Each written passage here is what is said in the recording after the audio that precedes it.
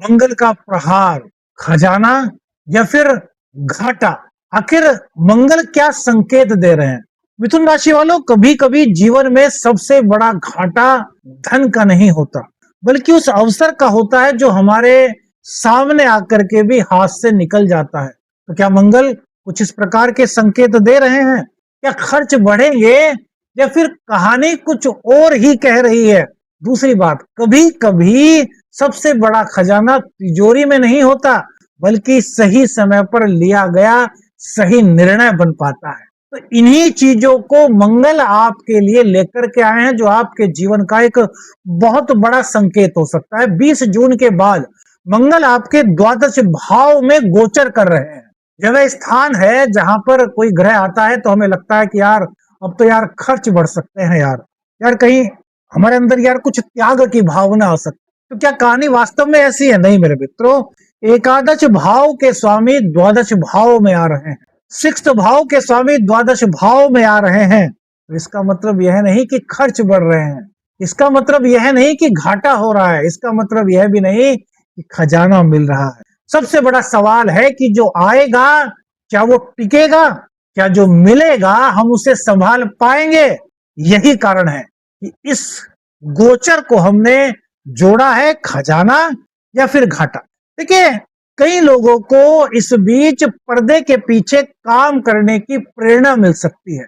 कुछ लोग नई योजनाओं पर चुपचाप काम कर सकते हैं, दूरस्थ स्थानों, बाहरी संपर्कों या भविष्य की तैयारी पर आपका ध्यान बढ़ सकता है।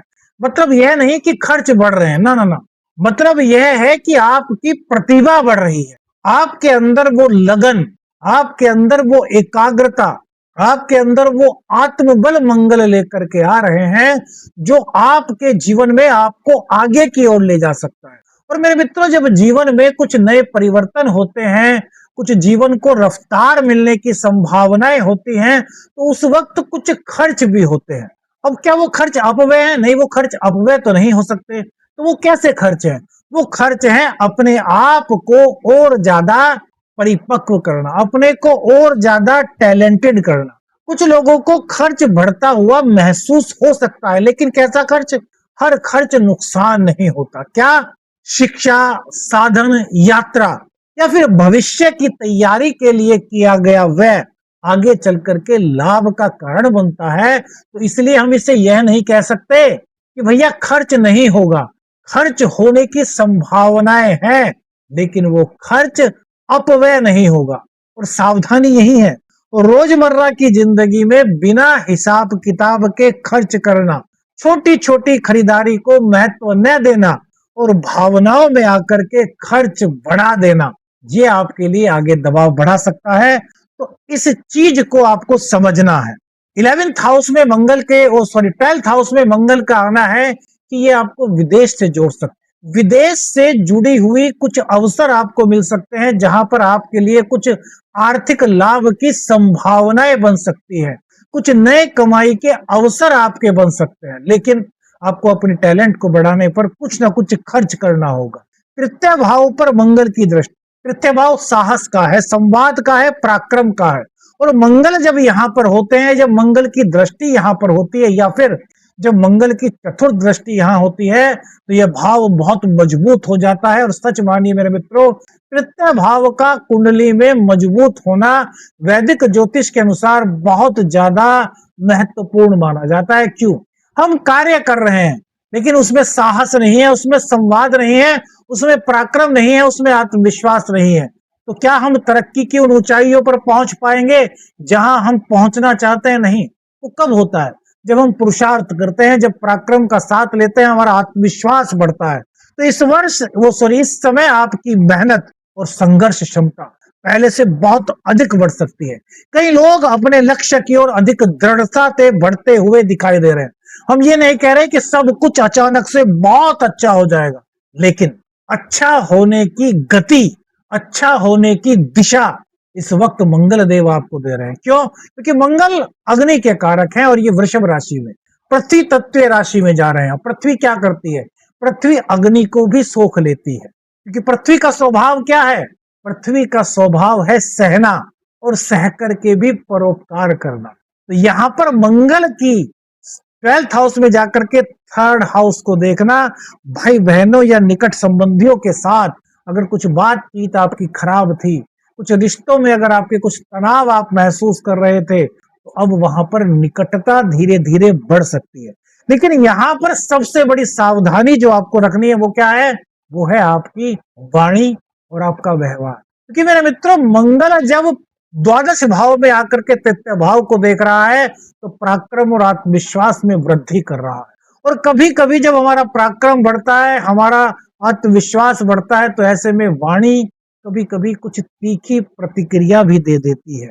यहाँ पर इससे आपको बचना होगा। जैसे बात पूरी सुने बिना प्रति उत्तर दे देना, संदेशों का गलत अर्थ निकाल देना। आपके भाई ने आपसे कहा तो कुछ और, पर आपने उसका अलग ही मतलब निकाल लिया। जल्दबाजी में किसी को भी कुछ भी प्रतिक्रिया दे देना, यह अनावश्यक तनाव का कारण बन सकता है। तो इससे बच करके रहना है। क्यों? क्योंकि ये ही चीजें आपके जीवन में आपको एक मजबूत स्तंभ की तरह खड़ी कर सकती है। कौन सी चीज? आपका सरल स्वभाव, आपकी वाणी की सौम्यता, आपका सोच समझ करके जवाब देना और परोपकार की भावना। अगर ये आपके अंदर है तो ये गोचर आपके लिए काफी महत्वपूर्ण है। षष्ठ भाव पर मंगल की दृष्टि, षष्ठ भाव में मंगल को बहुत कारक कहा गया है। षष्ठ भाव रोग, रिपु, ऋण का है, रोजमर्रा के संघर्ष का है, प्रतिस्पर्धा का है, चुनौतियों का है। अब मंगल देव स्वयं यहाँ पर अपनी राशि को देख रहे हैं, वृश्चिक राशि को। तो भैया कॉम्पिटिटर्स पर आप काफी भारी इस वक्त पड़ सकते हैं। अगर कुछ ऐसे आपके कॉम्पिटिटर्स थे जो लगातार आपको परेशान कर रहे थे, अगर कुछ ऐसा था जो बार बार आपको पीछे धकेलने का प्रयास कर रहा था, तो अब वो खुद पीछे जा सकता है। क्योंकि मंगल की जब 7वीं दृष्टि अपनी राशि पर पड़ेगी, तो भैया सबसे बड़ी बात है कि अब आपको चिंता करने की आवश्यकता नहीं। जो आपके शत्रु हैं, जो आपके कॉम्पिटिटर्स हैं, जो आपको आगे बढ़ने नहीं देना चाहते, उन पर विजय की पताका का प्रतीक यहाँ पर मंगल देव आपको दे रहे हैं। बढ़ना आपको है। ऐसा नहीं कि आपने सोचा कि अब तो भैया मंगल की दृष्टि जो है मेरे 6th हाउस पर पड़ गई, अब तो मैं कुछ भी नहीं करूंगा, तब भी सारे कॉम्पिटिटर्स जो है वो उनको मैं मात दे दूंगा। नहीं, मंगल प्रतीक है किसके? पराक्रम के, आत्मविश्वास के, लगातार मेहनत करने के। मंगल प्रतीक है पुरुषार्थ के। जितना आपका पुरुषार्थ बढ़ेगा, उतने ही कॉम्पिटिटर्स आपके डाउन होंगे। तो क्या ये आपकी प्रतिस्पर्धा की भावना को बढ़ा रहे हैं, ये आपके संघर्ष और चुनौतियों की जो क्षमता है उसमें वृद्धि कर रहे हैं। इतना ही नहीं, जो लोग लंबे समय से कठिन परिस्थितियों से जूझ रहे थे, अगर आपके जीवन में भी कुछ ऐसा समय चल रहा था आपकी कुंडली के अकॉर्डिंग, कि आपके जीवन में कुछ ऐसी दशाएं चल रही थी, आपको लग रहा था कि बहुत लंबा समय हो गया है, मैं कठिन परिस्थितियों से जूझ रहा हूं, अगर आपके मन में भी ऐसे सवाल थे, तो भैया उन परिस्थितियों से बाहर निकलने का जज्बा, उन परिस्थितियों से लड़ने का साहस, उन परिस्थितियों को हरा करके नई परिस्थितियां, सकारात्मक परिस्थिति की ओर बढ़ने का संकेत मंगल देव यहां पर दे रहे हैं। देखिए मिथुन राशि वालों, एक बात सुनिए, मिथुन राशि द्विस्वभाव की राशि है। यानी इनके अंदर दो दो गुण होते हैं। कभी कभी ये इमोशनल बहुत हो जाते हैं और कभी कभी प्रोफेशनल बहुत हो जाते हैं। दोनों ही गुण इनके अंदर होते हैं। क्यों? क्या मेरे मित्रों आप फील करते हैं ना कि आपके अंदर दोनों ही गुण है? आप एकदम से इमोशनल भी हो जाते हैं और कभी कभी आपका व्यवहार कठोर भी हो जाता है। तो यहाँ पर आपको बैलेंस बना करके चलना है। क्यों? क्योंकि छठा भाव यह सिखाता है कि लड़ाइयां बाहर की तो आप जीत सकते हैं, लेकिन अगर लड़ाई आपके अंदर से चल रही है, तो वहां पर आप खुद को इमोशनली ट्रीट करेंगे या फिर आप अपने दिमाग से खुद को जीतने का प्रयास करेंगे, और दोनों ही चीजों में से कौन सी चीज पर आपका फोकस रहेगा। तो यहाँ पर ज्योतिष शास्त्र क्या कहता है, यहाँ पर ज्योतिष के मर्मज्ञ क्या कहते हैं कि अगर खुद को संभालना है, अंदर अगर कोई द्वंद आपके चल रहा है, तो उस द्वंद को समाप्त करने के लिए, उस द्वंद से बाहर निकलने के लिए आपको खुद को मजबूत करना होगा। आपको अपने दिल से कहना होगा कि नहीं यार, मैं बहुत मजबूत हूं। और आपको अपना जो प्रोफेशनल, जो आपकी फीलिंग्स है, उसमें कहना होगा कि यार मैं इस कार्य को कर सकता हूं। यानी कि आपके दिल ने कहा कि yes I can do it, और आपके पुरुषार्थ ने, आपके प्रोफेशनल जो आपके अंदर स्किल्स है, उन्होंने कहा कि यार मैं शुरुआत कर दूंगा।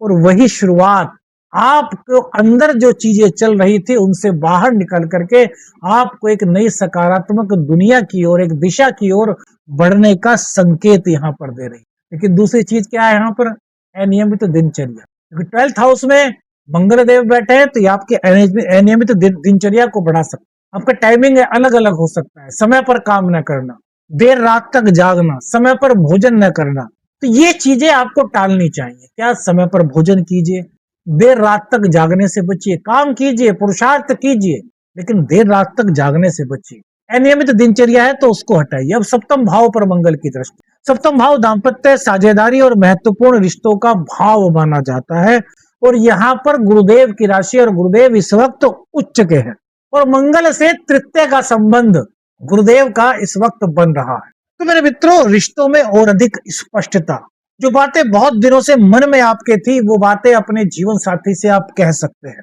ये समय वह है कि अगर आपके बीच में कुछ तनाव चल रहा था तो वो तनाव दूर होने की संभावनाएं यहाँ मिल रही हैं। फिर से एक दूसरे से बात करने का, एक दूसरे से जुड़ने का, एक साथ जीवन बताने का आपको अवसर मिल सकता है। लेकिन यहाँ पर एक चीज और है मेरे मित्रों, क्या, देखिए बृहस्पति की राशि है, गुरुदेव इस वक्त उच्च के हैं, और गुरुदेव से देखें तो यहाँ पर छठे का संबंध सप्तम से आपके बनेगा। तो यहाँ पर क्या है कि गुस्से में प्रतिक्रिया देना, साथी की बातों को बीच में काटना, उनकी बातों को बिना सुने ही आपने अपनी राय वहां पर दे देना, अगर आप ऐसा करेंगे तो ये आपके रिश्तों में दूरी को बढ़ा सकते। मंगल चूंकि अग्नि तत्व है, तो यहाँ पर रिश्तों को मजबूत करना है तो आपको खुद को साधना होगा। अब साधने का मतलब यह नहीं कि आपको साधना करनी है, आपको तप करना है ना, इस बात का मतलब समझिए, खुद को साधने का मतलब होता है दूसरों की भावनाओं को समझना। दूसरा कौन, आपका जीवन साथी।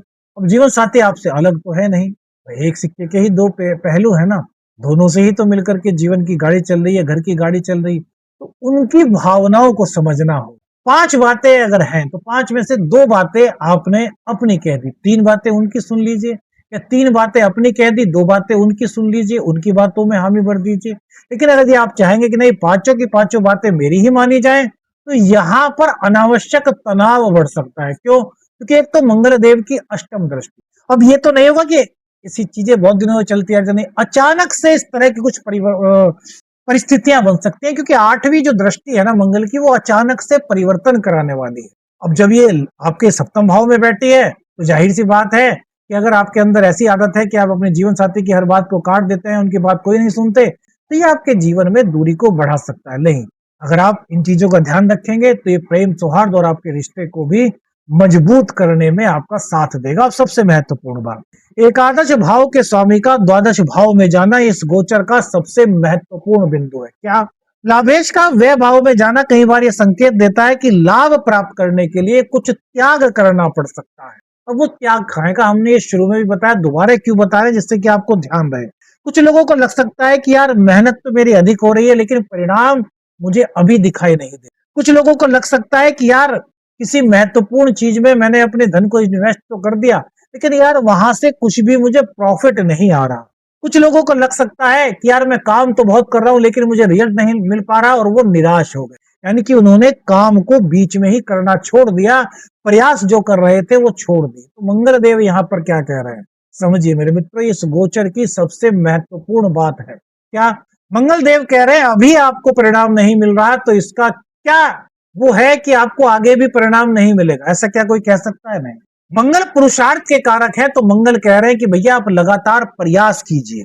जो चीजें आपके लिए इस प्रयास के दौरान बन रही हैं वो हो सकता है आपको अभी नहीं दिख रही, लेकिन आने वाले टाइम में वो आपके लिए काफी लाभदायक हो सकती है। मेहनत अधिक हो रही है, कोई बात नहीं, कीजिए। मेहनत करने से आपका टैलेंट बढ़ रहा है, मेहनत करने से आपकी जो मानसिक ताकत है वो बढ़ रही है, मेहनत करने से आपका जो अनुभव है वो बढ़ रहा है, और अनुभव कभी खराब नहीं होता, मेहनत कभी खराब नहीं होती।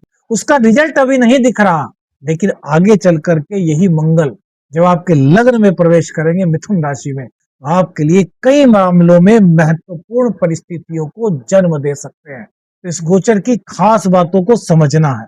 अब देखिए, सबसे बड़ी बात होती है भैया व्यापार की। तो व्यापार के लिए यहाँ पर जो वो बात है कि घाटा होगा या फिर खजाना, वो क्या संकेत है? तो देखिए, व्यापार में खर्च और लाभ दोनों पर ही आपको थोड़ा सा ध्यान देना है। क्या? नई योजनाएं इस वक्त आपकी बन रही है क्योंकि एकादशेष आपके 12th हाउस में जाकर के 6th हाउस की अपनी ही राशि को देख रहे हैं, यानी कि आपके संघर्ष को बढ़ा रहे हैं। संघर्ष कौन सा?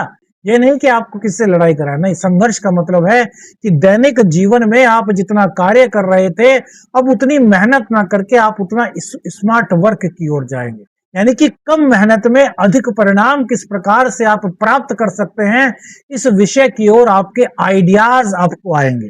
क्या? कि नई योजनाएं बनेंगी, कमाई के नए अवसर इस गोचर काल के दौरान आपके बन सकते हैं। आपके ही ऑफिस में आपके लिए प्रमोशन आपका हो सकता है, लेकिन उसके लिए आपको पहले से खुद को और योग्य बनाना होगा, और उस योग्य को बनाने के लिए हो सकता है कोई ट्रेनिंग लेनी पड़े, हो सकता है कोई कोर्स करना पड़े, हो सकता है किसी चीज में आपको अपडेट करना पड़े, उसके लिए कुछ खर्च आपका हो सकता है, तो उसको खर्च मत मानिए। क्यों? क्योंकि उसी के कारण आपकी योग्यता बढ़ रही है, और योग्यता बढ़ने के साथ ही आपके प्रमोशन की संभावनाएं बन रही है। लेकिन यहाँ पर एक चीज हो रही है मेरे मित्रों, जो मैंने देखी है, अपने अनुभव में पाई है, क्या कि कभी कभी जब वो मंगल 12th हाउस में होते हैं, तो दूसरों की उपलब्धियों से अपनी तुलना आप कर बैठते हैं, जो आपके लिए कभी कभी मानसिक दबाव का कारण बन जाता है। वो क्या कर रहा है आप ये मत सोचिए, आपको क्या करना है, आपको उस बात पर फोकस करना है। उसकी कुंडली, उसके ग्रह उसके साथ है, आपकी कुंडली, आपके ग्रह आपके साथ है। तो आपको क्या करना है कि मैं और किस तरीके से खुद को डेवलप कर सकता हूं, मैं अपनी योग्यता को कैसे बढ़ा सकता हूं। क्योंकि मंगल की 3rd हाउस पर दृष्टि ये कह रही है कि व्यापार में इस वक्त आपके नए आपको अवसर मिल सकते, नई योजनाएं आपकी बन रही हैं, नए क्लाइंट्स आपसे जुड़ सकते हैं, कुछ बड़ा प्रोजेक्ट, विदेश से जुड़ा हुआ कोई प्रोजेक्ट या फिर दूरस्थ स्थानों से जुड़ा हुआ कोई प्रोजेक्ट आपको इस गोचर काल के दौरान मिल सकता है। गुरुदेव आपके 2nd हाउस में उच्च राशि में है, मतलब यह आपके व्यापार में नई गति की संभावनाओं को जन्म दे रहे हैं। और मंगल का तृतीय का संबंध गुरुदेव से बनना, यानी कि ज्ञान को साथ मिल रहा है, किसका? पराक्रम का। जब हमारा ज्ञान बढ़ता है और उसे पराक्रम और आत्मविश्वास मिलता है, तो हमारे आगे बढ़ते हुए कदमों को रोक पाना शायद किसी के बस में नहीं होता। क्यों? क्योंकि हमारे पास ज्ञान भी है, हमारे पास टैलेंट भी है, और मंगल आत्मविश्वास भी दे रहे हैं। तो ये समय आपके लिए बड़े अच्छे परिवर्तन के संकेत लेकर के आया है। नौकरी पेशा लोगों के लिए भी यह समय काफी महत्व वाला है। क्यों? क्योंकि हो सकता है आपको पर्दे के पीछे रह करके कार्य करने का अवसर मिले, हो सकता है इस वक्त आपको एक टीम को लीड करने का मौका मिले, लेकिन उस टीम को यह ना पता हो कि उनका नेतृत्व कौन कर रहा है। मतलब नेतृत्व तो आप ही कर रहे होंगे, लेकिन टीम को यह पता नहीं होगा कि उनका नेतृत्व कौन कर रहा है। और ये चीजें आपके लिए बड़ी बेहतर हो सकती हैं आगे आने वाले भविष्य के लिए। तो हर चीज पर थोड़ा सा फोकस आपको करना है। अब बात करते हैं विदेशी शिक्षा की। तो द्वादश भाव विदेशी शिक्षा से जुड़ा हुआ है। शोध या फिर बाहर के अवसर इस वक्त आपको मिल सकते हैं। विदेश में उच्च शिक्षा प्राप्त करने के लिए यदि आप प्रयास कर रहे थे, वो प्रयास आपके सफल हो सकते हैं। शिक्षार्थियों के लिए समय मेहनत की मांग कर रहा है, आत्मविश्वास आपका बढ़ रहा है, आपके अंदर उमंग आ रही है। जो लोग प्रतियोगी परीक्षाओं की तैयारी कर रहे हैं, उनके लिए समय काफी अच्छी प्रगति के संकेत दे रहा है। प्रतियोगी परीक्षा की जो विद्यार्थी हैं, उनको बस फोकस बना करके अपनी दिनचर्या को व्यवस्थित करना होगा। आपके लिए बहुत अच्छे संकेत मंगल के हैं। पढ़ाई के समय आपको अपने ध्यान को एकाग्र करना होगा। और मेरे मित्रों, इस समय किसी को उधार देने से बचना चाहिए, और उधार लेने से भी इस समय आपको बचना चाहिए। अपनी योग्यता को बढ़ाने के लिए आप खर्च करें, ठीक है, लेकिन किसी को उधार देने से बचें। और उधार लेकर के कुछ कार्य करने से भी आपको बचना चाहिए। उधार लेकर के एक बार कार्य अगर आप करें, कोई नया कार्य शुरू करें, तो उसके लिए तो एक दफे को फिर भी बहुत अच्छे संकेत यहाँ पर दिखाई दे रहे हैं, लेकिन उधार देना इस वक्त आपके लिए अच्छा ज्योतिषीय गोचर के हिसाब से नहीं कहा जा सकता। कारखाना, मशीन और तकनीकी कार्यों से जो लोग जुड़े हुए हैं, इस क्षेत्र से जुड़े हुए लोगों के लिए इस समय थोड़े से दबाव को बढ़ा सकता है। नई व्यवस्था या बदलाव पर काम करना पड़ सकता है। कारखाना है या फिर मशीनरी है, उसमें ऑयलिंग करते हैं ना, जो मरम्मत का कार्य होता है, उस पर थोड़ा सा ध्यान आपको देना होगा। क्या है कि यदि आप ऑयल पर ध्यान नहीं देंगे या सर्विसिंग पर ध्यान नहीं देंगे, तो अचानक से कुछ इस तरह की व्यवस्था बन सकती है कि कुछ मशीन संबंधी अचानक खर्च आप पर बढ़ जाए।